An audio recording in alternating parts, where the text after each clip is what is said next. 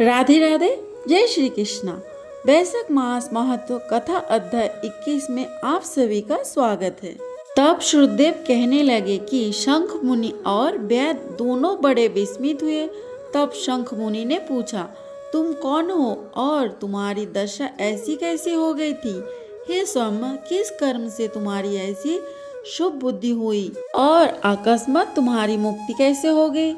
यह सब हमें बताओ। शंख मुनि के इस प्रकार पूछने पर वह हाथ जोड़कर कहने लगा, मैं प्रयागराज का निवासी कुसित मुनि का पुत्र, ब्राह्मण रूप, यौवन विद्या में बड़ा चढ़ा, बहुत बोलने वाला, धनवान तथा सदा मत से वर्जित रहता था। मेरा नाम रोचन था। आसान शयन निद्रा लोकचार्य ब्याज लगा लेना यही मेरा व्यापार था। मेरी किसी पर श्रद्धा नहीं थी। इस तरह से मेरा बहुत समय नष्ट हो गया। वैशाख के महीने में जयंत नाम के ब्राह्मण भगवान को प्यारे वैशाख मास के धर्म की कथा सुनाया करता था, जहाँ चारों वर्णों के हजारों स्त्री पुरुष प्रातःकाल स्नान व मधुसूदन भगवान का पूजन कर कथा सुनते थे। मैं उस सभा में पगड़ी पहन पान चबाकर वहाँ का कौतुकमन देखने को जाता था। वहाँ जाकर कभी कभी हंसी कभी निंदा करता था। ऐसी लोक बातों से सब श्रोताओं का मन चलायमान हो जाता था। उसी दोष के कारण मेरी बुद्धि नष्ट हो गई, आयुषीन हो गई और 14 मनंतर तक भयंकर नरक में रहा। 84 लाख योनि भोग कर अब मैं इस विशाल वृक्ष की खोटिर में महाक्रूर सर्प की योनि पाकर निवास कर रहा था। हे विप्र, आपने पूर्व जन्म के कर्मों के फल से 10 सहस्त्र वर्ष से निराहार निवास कर रहा था कि देवयोग से आपके मुख कमल से निकली कथा को चक्षु गोलक द्वारा सुनने से मेरे सब पाप दूर हो गए और सर्प योनि छोड़ दिव्य देह धारण कर आपकी शरण में आया हूँ। मैंने तो कहीं कोई उपकार नहीं किया, फिर सज्जनों का संग कैसे हुआ? अब आप मेरे उपकार अनुग्रह करो, जिससे धर्म में मेरी बुद्धि हो, सुंदर गति मिले और सच्ची चरित्र साधु संत महात्माओं की संगति मिले, विष्णु भगवान में प्रीति हो और उनको कभी ना भूलूं। इस प्रकार अनेकों स्तुति कर हाथ जोड़कर सिर झुकाकर मुनीश्वर के आगे चुपचाप खड़ा रहा। शंख मुनि ने उसको दोनों हाथों से उठाया और उस पर अनुग्रह कर भावी वृत्तांत कहने लगे कि हे द्विज, वैशाख मास और विष्णु भगवान का महत्व श्रवण करने से तेरे सब पाप नष्ट हो गए हैं। तू क्रम से अतिवाहक लोगों को जाकर फिर दर्शन देश के ब्राह्मण के घर में जन्म लेगा और वेद शर्मा नाम से प्रसिद्ध होकर सब विद्याओं में विशारद होगा। प्रत्येक जन्म में तेरी अत्यंत जाति स्मृति होगी। गुरु भक्त और जितेंद्रिय होकर उस जन्म में तू सदा विष्णु भगवान की कथा में तत्पर रहेगा और वैशाख युक्त विषय के आप धर्म करेगा। तब तू सिद्धि प्राप्त कर संपूर्ण बंधनों से छूटकर परम धाम को प्राप्त होगा। ऐसा कहकर मुनीश्वर चुप हो गए।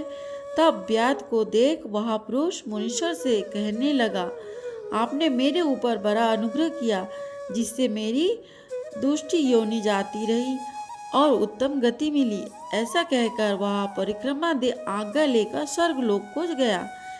हे राजन, तब संध्या को जाने पर शंख मुनि ने व्याध को संतुष्ट हो सायंकाल की संध्या कर विष्णु भगवान के अनेक अवतारों की कथा सुनाई। रात्रि के शेष भाग को व्यतीत कर ब्रह्म मुहूर्त में नित्य कर्मों से निश्चित होकर प्रसन्न मन से व्याध को बुलाकर उसके सिर पर प्रोक्षण कर राम या 2 अक्षर का मंत्र जाप करने और मरण पर्यंत उन्हीं धर्मों के करने का उपदेश दिया है और कहा है कि इससे तेरा जन्म वाल्मीकि ऋषि के कुल में होगा और तू वाल्मीकि नाम से इस लोक में प्रसिद्ध होगा। वैद को इस प्रकार समझा बुझाकर शंख मुनि दक्षिण दिशा को चले गए। वैद भी थोड़ी दूर तक, जब तक नेत्रों से ओझल न हुए, अनेक पीछे गया और शंख मुनि को देखता रहा। फिर हृदय में उन्हीं का ध्यान करता हुआ वैशाख युक्त धर्मों को करता हुआ वैद का जन्म पूर्ण कर वाल्मीकि ऋषि के घर में जन्म लिया। एक सरोवर के किनारे कृणु नाम के मुनि दुस्तर तप करते थे, जिनके शरीर पर बहुत काल से सर्प की वामी हो गई थी। इसी हेतु से उन्हें वाल्मीकि ऋषि कहने लगे। फिर तप के अंत में जब कृणु ऋषि के कानों में स्त्रियों की प्रिय शब्द सुनाई देने लगे तो उनका चित्त चलायमान होने लगा और एक भील जाति की स्त्री को ला वाल्मीकि नाम का पुत्र उत्पन्न किया। हे राजन, वह वाल्मीकि संसार में बड़े यशस्वी और विख्यात हुए। उन्होंने सर्व कर्म बंधनों को काटने वाली मनोहर छंद में राम कथा रचकर प्रसिद्ध प्राप्ति की। रुद्रदेव जी बोले, इसी प्रकार वैशाख मास में वैद के सिर्फ जूता दान करने से दुर्लभ ऋषित्व प्राप्त हुआ।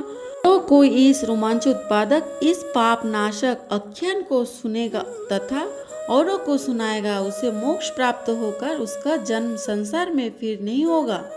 वैशाख मास महात्म्य के 21वें अध्याय की कथा मुख्य रूप से भगवान विष्णु के भक्ति और वैशाख मास के धर्मों के प्रभाव पर केंद्रित है। पौराणिक मान्यता और स्कंद पुराण के अनुसार इस अध्याय में एक वैद, शिकारी और शंख नामक ब्राह्मण के बीच हुई संवाद के माध्यम से वैशाख मास के उत्तम फलों का वर्णन किया गया है।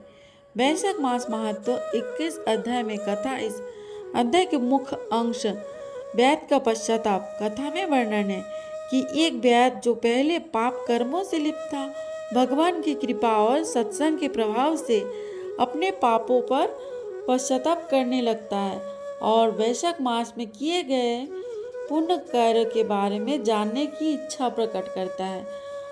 पदबंधु ब्राह्मण का संवाद ऋषि नारद राजा अम्बरीश को बताते हैं कि किस प्रकार एक बार पदबंधु नामक ब्राह्मण ने एक चांडाल कुत्ते की योनि में पड़े जीव का उद्धार किया था।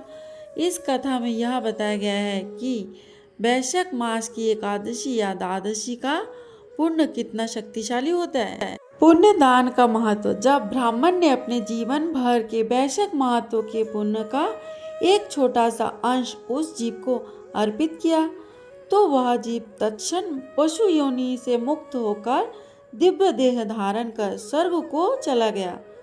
माधव मास की महिमा अध्याय के स्पष्ट किया गया है कि वैशाख के सामने कोई दूसरा महीना नहीं और भगवान विष्णु के समान कोई दूसरा देवता नहीं।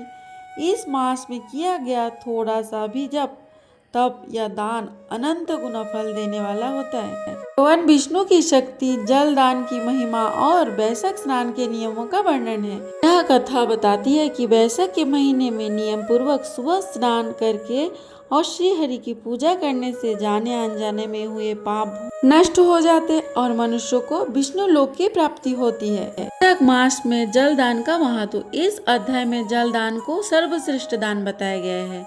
जो व्यक्ति वैशाख के प्यासे को पानी पिलाया और कुआं या प्याऊ बनवाता है उसे अश्वमेध यज्ञ के बराबर फल मिलता है। भगवान विष्णु की कृपा। वैशाख माह में भगवान विष्णु के माधव स्वरूप की पूजा की जाती है।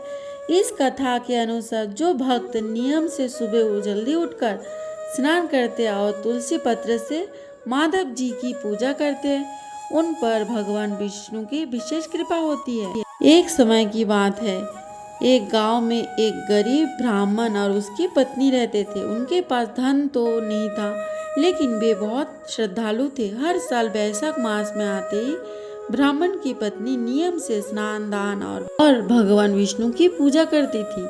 एक दिन उसने मन में सोचा, मेरे पास देने को कुछ नहीं है, फिर भी मैं अपनी श्रद्धा से व्रत करूंगी। वह रोज सुबह जल्दी उठकर नदी में स्नान करती, तुलसी को जल चढ़ाती और भगवान का नाम लेती।